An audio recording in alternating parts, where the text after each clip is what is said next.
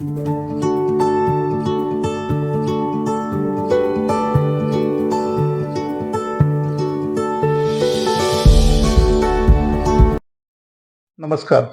मी प्रशांत आगवेकर कुलकर्णी.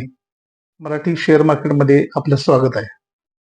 मी सगळ्या माझ्या गृहिणी, माझं मित्रमंडळ, विद्यार्थी, पेन्शनर लोक या सगळ्यांचा पहिल्यांदा आभारी आहे, की तुम्ही पाठीमागचे 2 ते 3 माझे एपिसोड बघितले असतील. आणि मी सगळ्यात पहिल्यांदा तुमच्यासमोर दिलगिरी व्यक्त करतो, किंबहुना छोट्या अंशी माफी मागतो. मला हा पुढचा व्हिडिओ पोस्ट करायला किमान 15 दिवस लागले. हे कशासाठी लागले? मला टेक्निकल अनालिसिस करायचं होतं. त्याचं पृथक्करण करायचं होतं, की जे तुमच्या पुढच्या किंवा त्याच्या पुढच्या भागात येणार आहे. तर त्यासाठी मला डेटा अनालिसिस करण्यासाठी वेळ लागला. त्याच्याबद्दल मनापासून सॉरी. आपण मागच्या भागात मित्रांनो बघितलं, की आयपीओ म्हणजे काय? Initial public offer. म्हणजे शेअर्स कसा तयार होतो, हे आपण मागच्या भागात बघितलं. उदाहरणार्थ एखादा भाजीपाला बाजारात तयार झाला, तर तो तिथल्या तिथे विकला जातो का? हो, जातो. तर कोणाला विकला जातो? दलालाला विकला जातो, एजंटला विकला जातो. म्हणजे काय म्हणतात त्याला आपल्या भाषेमध्ये? मीडिएटर म्हणतात. बरोबर आहे? तर इथं सुद्धा स्टॉकचं शेअरचं तसंच आहे. इथं हा स्टॉक किंवा शेअर्स कोणाला विकला जातो? मीडिएटरला, दलालाला विकला जातो. तर आता इथं शेअर मार्केटचे मीडिएटर कोण तयार केलेत? मागच्या वेळी आपण सेबीची माहिती घेतली, security exchange board of India. आपल्याकडे इथे मीडिएटर कोण आहेत? Bombay stock exchange, national stock exchange. म्हणजे काय? BSE आणि NSE ही ज्याची आपण मागच्या भागात माहिती घेतली. तर हे BSE आणि NSE मध्ये काय असतंय? तर आता आपल्याला ह्याला आपल्या भाषेमध्ये काय म्हणतात? इंडेक्स म्हणतात. तर आता इंडेक्स कोणते कोणते आहेत? NSE आहे, BSE आहे, बँक निफ्टी आहे, मिड कॅप निफ्टी आहे, फिन निफ्टी आहे. ह्याला इंडेक्स म्हटलं जातं. तर आता निफ्टी जो इंडेक्स आहे, या निफ्टी इंडेक्स मध्ये काय आहे? 50 शेअर्स आहेत, की जे कुठल्या टॉप मधले आहेत. लार्ज कॅप आहेत, स्मॉल कॅप आहेत, मिड कॅप आहेत. असंच बॉम्बे स्टॉक एक्सचेंज मध्ये, BSE मध्ये पण आहेत.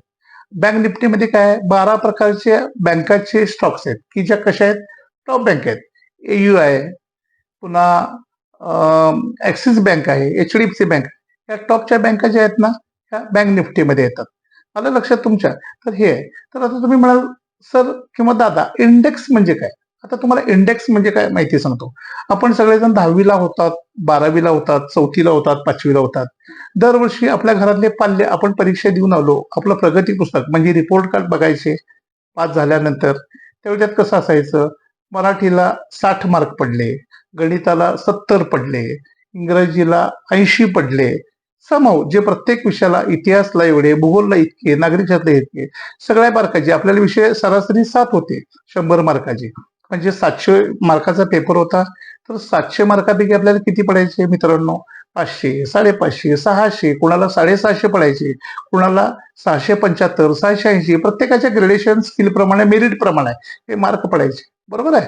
तर ह्यात आता आपल्याला घरी आल्यानंतर किंवा आपले सगळे आजूबाजूचे नातेवाईक म्हणा किंवा घरातले किंवा आपले मित्रमंडळी काय विचारायचे? तुला मार्क किती पडले? त्यावेळी आपण असं कोणाला सांगत नव्हतो, अरे 700 पैकी मला 780 पडले, किंवा अगं मला 700 पैकी मला 690 पडले. असं कधीही आपण कोणाला सांगत नव्हतो. मला 70% पडले, मला 75% पडले, किंवा 80% आपलं डिस्टिंक्शन, किंवा 90 किंवा 95% मेरिटमध्ये, हे आपण सांगायचं. किंवा आपले आई वडील घरातल्यांना किंबहुना सर्वांना सांगताना असं सांगायचे. म्हणजे काय केलं? संपूर्ण सगळे विषय आहेत ना, त्याला भागाकार केला त्या विषयांना. उदाहरणार्थ 700 मार्कापैकी 650 भागिले ते 7 विषय डिवायडेड बाय 100. बरोबर आहे ना? तर म्हणजे किती टक्के आले? तर तो त्याचा पर्सेंटेज आला. बरोबर आहे? गुणोत्तरीय प्रमाण आलं.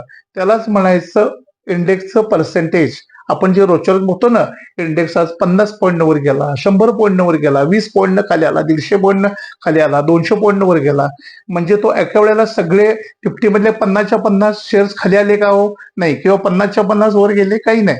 समजा त्यातले 30 शेअर्स वर चढले, 20 शेअर खाली आले, तर रेशो कसा राहिला? 60% निफ्टी वर आहे, 40% खाली आहे. पॉझिटिव्हिटी किती आहे त्याची? 60% आहे, 40% निगेटिव्हिटी आहे. खरं आपल्या भारतीय लोकांना काय बघायची सवय लागली आहे? फक्त निगेटिव्हिटी. मार्केट वर चढलं, वर चढलं, वर चढलं. समजा ते 50-55 पॉईंट जरी खाली पडलं, तरी खाली पडलं, खाली पडलं, खाली पडलं. मित्रांनो, असं ऍक्च्युली प्रत्यक्षात होत नाही.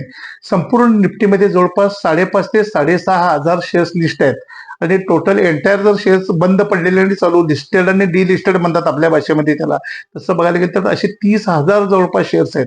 या सगळ्यांचं समालोचन आणि हे सगळं त्याच्यामध्ये असते. हे कशामध्ये असते?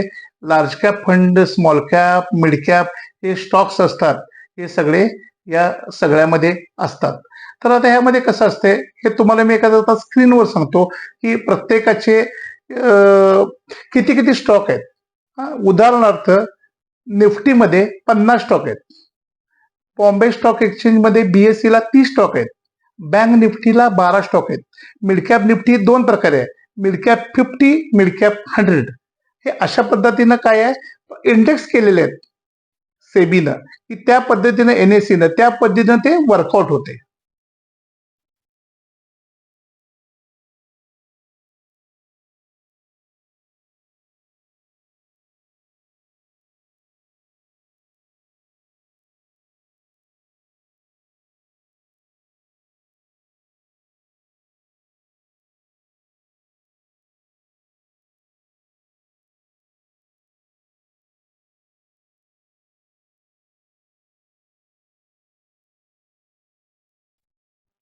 मित्रांनो, मागचे 2 व्हिडिओ मी ज्यावेळेला एपिसोड पोस्ट केले, पोस्ट केल्यानंतर मला बऱ्याच माझ्या मित्रमैत्रिणींचा, गृहिणींचा फोन आला. काही जणांनी मला मेलवर टाकलं, मेसेज केले. त्यात तिने असं लिहिलं होतं की सर आम्ही ट्रेडिंग करतोय किंवा दादा आम्ही करतोय, पण प्रत्यक्षात ट्रेडिंग करताना त्यांना मनात भीती आहे, अनाहूत भीती वाटते त्यांना की कसं होईल, काय होईल, लॉस होईल का, लॉस होईल का. मित्रांनो, गृहिणींनो, लॉस हा कधीच नसतो. लॉस हा तुमच्या मनात आहे. हा लॉस हा एक प्रकारचा न्यूनगंड आहे की जो तुम्ही मनात बाळगलाय. अजिबात भीती बाळगू नका. तुम्हाला ह्या संदर्भात मी एक छोटीशी प्रेरणादायक गोष्ट सांगणार आहे. गोष्ट सांगतो तुम्हाला आता मित्रांनो. गोष्ट अशी आहे, एका वर्गामध्ये MBAच्या एक प्रोफेसर होते आणि ते प्रोफेसर 20 विद्यार्थ्यांना शिकवत होते आणि 20 विद्यार्थ्यांना शिकवताना त्यांच्यासमोर संपूर्ण सगळं ग्रॅज्युएशनचा MBAचा कोर्स पूर्ण झाला. पूर्ण झाल्यानंतर ते म्हणले की मित्रांनो, त्यांच्या म्हणजे कॉलेजच्या विद्यार्थ्यांना ऍज मित्र समान असतात, थोडंसंच वय असते दोघांच्यात, एक 17-10 वर्षाचा विषय असतो. मित्रांनो म्हणते, मी तुम्हाला एक छोटासा प्रोजेक्ट देणार आहे की जो तो मार्केटमध्ये जाऊन जर तो तुम्ही यशस्वीरित्या राबवलात तर तुम्ही खरे माझे शिष्य किंबहुना विद्यार्थी, अशा अर्थाने ते बोलले. मग मित्रांना पण अशी जिज्ञासा वाटली, कुतूहल वाटलं, खुन्नस वाटली आपल्या भाषेमध्ये. हे असं काय सांगणार तर नाही, आपण असं मार्केटमध्ये गेल्यानंतर काय करू शकणार नाहीये. हे सगळ्यांचं करता करता ह्या सगळ्यामध्ये एक विद्यार्थी होता की जो बोबडा होता. 20 जणांच्या मध्ये एक विद्यार्थी होता, तो काय होता, बोबडा होता. तर तो पण म्हणला, तो काय बोलायचा, त्याला र बोलता येत नव्हतं मित्रांनो. र बोलताना ल बोलायचा. सगळ्यांना विचारलं, करू शकताय का, सगळे एक साथ ओरडले, करू शकताय काय. त्या बोबड्या मित्राला विचारलं, तू करू शकतोस का रे. तो म्हणला, हो सर मी करू शकतो. परत विद्यार्थी सगळे वर्गातले असणार ते, हा असा बोबडा व्यक्ती हा काय जाऊन मार्केटमध्ये प्रोजेक्ट करणार आहे. How it is possible. प्रत्येकाला असं वाटायला की अरे नाही, करू शकणार नाही. सर म्हणले, चला ठीक आहे, मी तुमची परीक्षा घेतो.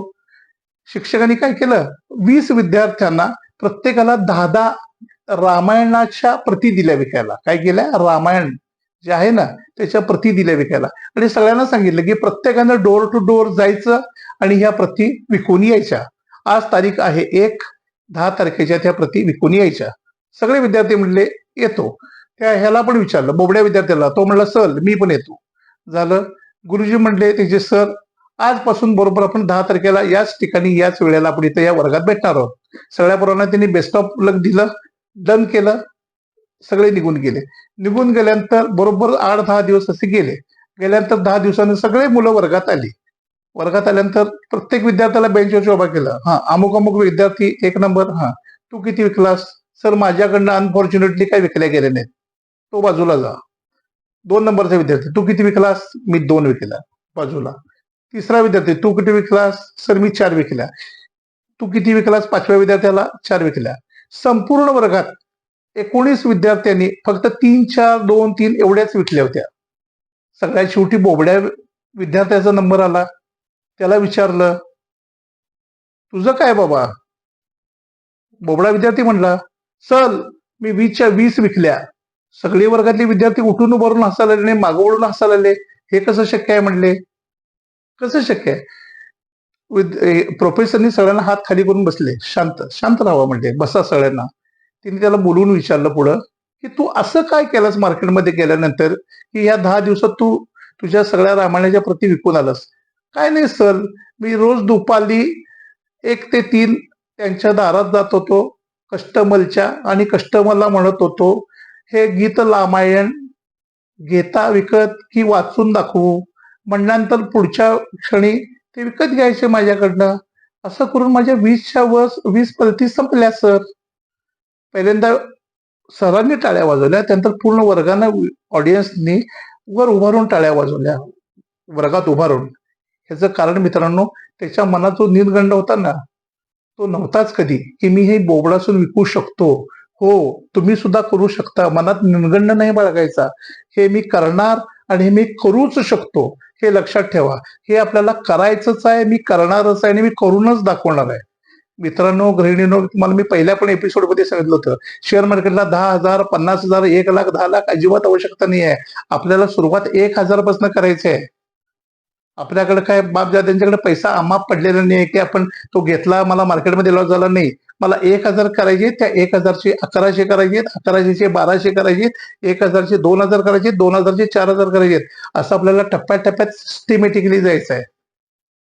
आता पुढच्या भागात माझ्या ज्या वेळेला मी येणार आहे, त्यावेळेला मी हे जे निफ्टीमध्ये, BSE मध्ये, बँक निफ्टीमध्ये जे लार्ज कॅप स्टॉक्स असतात, मिड कॅप स्टॉक असतात आणि स्मॉल कॅप स्टॉक असतात, ह्याच्यावर मी पूर्ण तुम्हाला माहिती देणार आहे.